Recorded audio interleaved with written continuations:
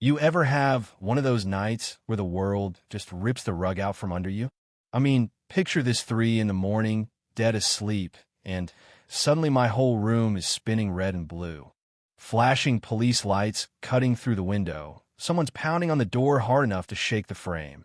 And there's this officer out front, face tight like he's missing poker night, telling me I'm under arrest for trespassing in my own property. Yeah, that happened. Wild, right? If you'd asked me 2 years earlier if I'd ever be that guy on the porch in his pajamas, arguing with the cops about his own address, I would have laughed you out the door. But life's got a sense of humor, you know what I mean? Let me back up a sec, cause none of this started that night. Name's Alex Kane. People hear I'm a lawyer and assume I sleep just fine through any legal mess like I could keep spare court orders under my pillow or something. Truth is, nothing in law school preps you for a neighborhood standoff gone sideways. My dad passed away, left me this old lake cabin, and what should have been a peaceful place full of good memories just became the epicenter of the weirdest, most relentless war I've ever fought in. I'm including my time in small claims court. First morning at the cabin, I barely had time to breathe in that lakeside air before she appeared. I swear, it was like Diana Foster had the place under 24/7 surveillance. She's the HOA president blonde, all business, suit sharp enough to cut glass, and that practiced, too wide smile. She comes at me with this binder of violations: wrong boat, wrong paint color, unpaid fees. I never heard flays it all out like she's announcing the nightly news. "Welcome back, Alex," she says, and I'm thinking, lady, I've been here all of 30 seconds. She tells me I've got 24 hours to register with the HOA, and the way she says it, you'd think she's the sheriff, mayor, and the IRS rolled into one.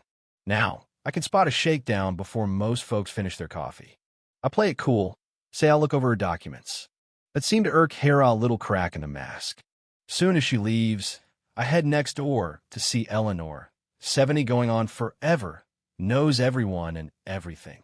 I mention Diana, and Eleanor's face drops. She warns me, voice real low: Diana's forced half a dozen families out already. Same tactics, threats, fines, anonymous complaints. Folks sell out cheap just to get their lives back. And that's not just a rumor. The Wilsons down the road sold for a song, and by the next week, a corporate sign goes up. I couldn't shake the feeling this wasn't about community standards. So that night, lawyer brain in overdrive, I start digging. Public records, LLCs, the whole 9 yards. And here's where it gets crazy: Diana Foster doesn't exist in any county record before 3 years ago. Instead, 6 properties, all bought cheap by Lakeside Properties LLC, linked back to a bigger Fish Sapphire development. They've got a $50 million resort proposal in with the county. Suddenly, it clicks: this whole HOA mess is just a front for a land grab, and Diana's the smiling face of it. Day 2, Diana's back, this time with a surveyor, some guy in a suit, and another lawyer who looks like he's been chewing on lemons. She puts a lowball offer in front of me, $400,000 for a property worth at least $650. You should take it, Alex, or things will get very, very difficult. Not exactly subtle. I say I'll think about it, but inside I'm dialing every contact. I've got old private eyes, county clerks. Turns out, Diana Foster's real name is Rebecca Walsh, wanted in Colorado for pulling the same scam, posing as a development rep, draining homeowners dry, then vanishing with the cash. And she's desperate, already spent most of her advance, needs my property to close out the deal. Next thing, Diana's on my porch again, voice shaky, demanding my answer. I press, real gentle, about her authority. She snaps, yelling how they'll ruin her if she fails. I knew then I had her backed into a corner. 2 days later, she calls an emergency HOA meeting: her cronies, a handful of neighbors, me, and Eleanor. Diana puts on the full show charts, fake complaints, anonymous witnesses. She calls me a menace to the neighborhood. I let her talk, let her dig in. Then it's my turn.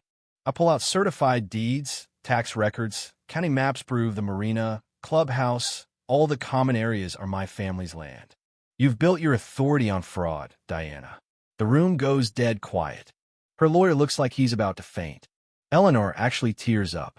And the neighbors, well, you could see them waking up, realizing just how deep they've been played. Diana loses it, screaming about how she's already spent the money, how she had no choice. The whole mask comes off nothing left but desperation and fear. But here's the twist.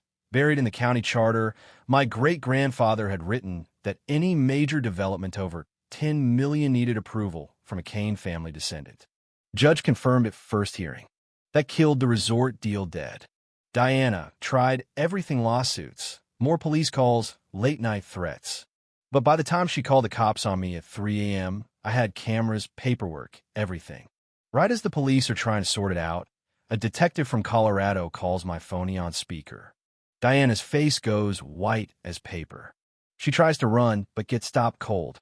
Turns out, there's an active warrant for her in 3 states. She breaks down, confesses everything: fake names, debts, the scam. She's hauled off, but as she's leaving, she throws this look back at me, burning. You have no idea who you're messing with. They'll never let you keep this land. For a minute, it felt over: Diana in jail, community free. But then the smear campaign starts. She hires a top-dollar lawyer, tries to flip the store. I'm the rich city guy versus her, the plucky local hero. And for a second, it almost works. Some neighbors started to doubt me. In court, it's a circus, but that old charter holds strong. Judge rules in my favor, sapphire bails. Diana, out on bail, tries to run, gets caught at the airport with nearly $1 million in cash. News headlines for days. She pleads out, heads to federal prison.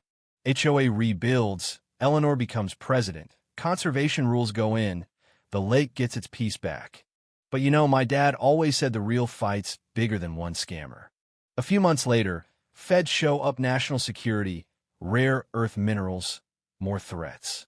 But the old charter stops them too. Standing at the edge of Clearwater Lake, now kids laughing, families out on the dock, sunlight, dancing on the water. I finally understand. Owning land isn't the hard part. Protecting it from the bullies, the takers, the ones who only see dollar signs, is the real legacy. Diana wrote me from prison once: apology, some half-hearted regret. I never wrote back, but I keep that letter. Sometimes the ones who bark the loudest are the most afraid. So, here's what I'm asking you: where's the line between standing up for what's yours and fighting for something bigger than yourself? Drop your thoughts below. What would you have done? How far would you go to defend your home? Let's hear it.